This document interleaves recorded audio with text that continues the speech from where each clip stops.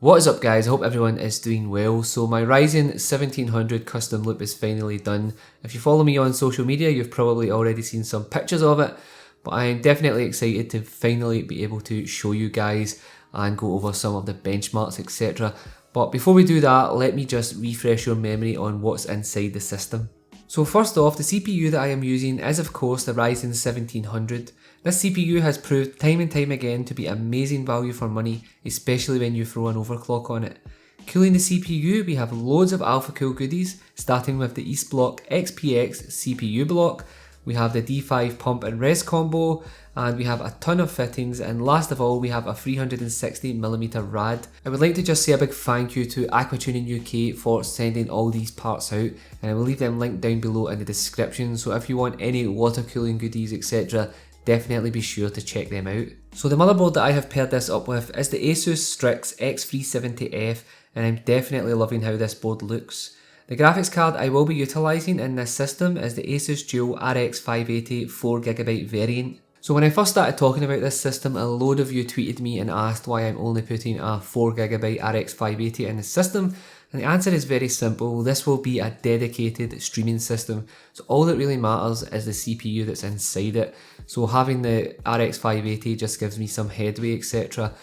For the benchmarks of course I did include a GTX 1080 as well, just so you guys know exactly how this would perform when you are going for a all-in-one kind of setup with the Ryzen 1700, so hopefully that satisfies your needs.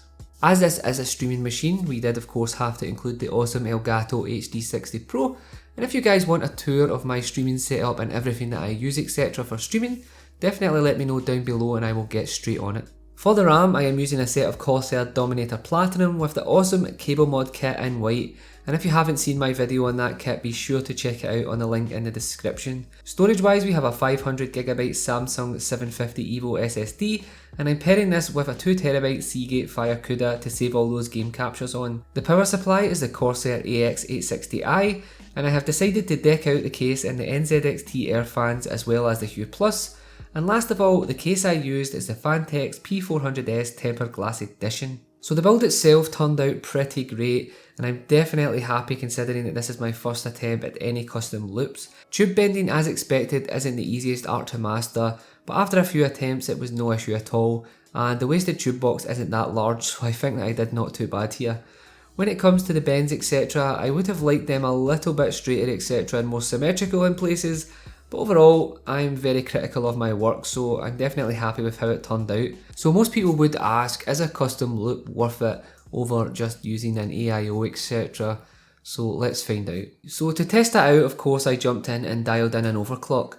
This CPU managed to get to 3.9 GHz at 1.37 volts, and the RAM clocked at 2933 Hz as it wouldn't go any higher. With the OC dialed in, I ran IDA 64 and I seen max temps under load only reaching around 48 degrees, which is pretty crazy, and I am certainly happy with the outcome. So now most importantly, let's check out those benchmarks. As I mentioned, I will be benchmarking this system with two cards, the RX 580 that I have chosen and also a GTX 1080. I will run the 580 all at 1080p and the 1080 at 1440p. But I will keep all the game settings the same just to make sure the benchmarks read a little easier.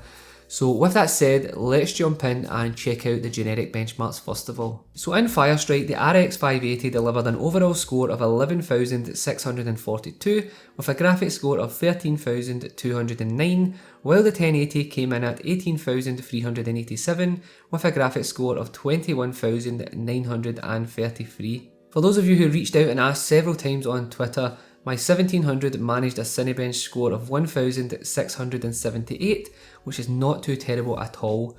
Unigine Heaven was next up, and this was ran at 1080p with the quality set to ultra and tessellation set to extreme, and the 580 delivered a score of 1974 with an average frame rate of 78.4, with the 1080 scoring 3947 and frame rate hitting around an average of 156.7, so definitely a good score there as well. Okay, so enough of the generic benchmarks, let's jump in and see how this performs while gaming, as I assume most of you on the channel watching etc will be looking at this. So GTA 5 was first up. Settings were all cranked up as high as possible with all AA at ×4, and the RX 580 achieved a frame rate of 50 FPS, while the 1080 hit an average of 73. Next up, Battlegrounds. All the settings were at medium except foliage and shadows, which I set to very low as always, and the 580 managed to get a stable 77 frames per second, while the 1080 hit 91, so either card here would be satisfactory. Rise of the Tomb Raider was next on the list, and I used the high preset and the 580 managed to hit 64 frames per second, with the 1080 averaging 109. Next up, I went ahead and fired up Overwatch and used the Ultra preset. As expected, even the RX 580 had zero issues hitting the high frame rates and managed an average of 151 FPS, with the 1080 hitting 141 at 1440p. So that pretty much rounds the video up, guys. I'm certainly happy with how my first custom loop came out, and I definitely have the bug now, so you will probably see a lot more custom watercooled builds on this channel, as I definitely want to go ahead and do a full loop including the GPU next time. But overall, it was definitely worth it for those crazy temps on the CPU. So from the benchmarks, you will probably gather that pairing the 1700 with a 1080 is going to give you a solid 1440p experience. And if you are using something like an RX 580, just remember that mine is a 4GB card. If you tweak the settings a little and don't run them at their highest possible like I did during the benchmarks, you should easily achieve a 60 frames per second average, so not too terrible at all. So if you have any questions about the build, guys, remember to just ask down below, and if you want to see that tour of everything I use for streaming, etc., just let me know and I will definitely get on it. As always, guys, thank you so much for tuning in. Stay safe, be kind to each other, and I will catch you on the next one. Peace.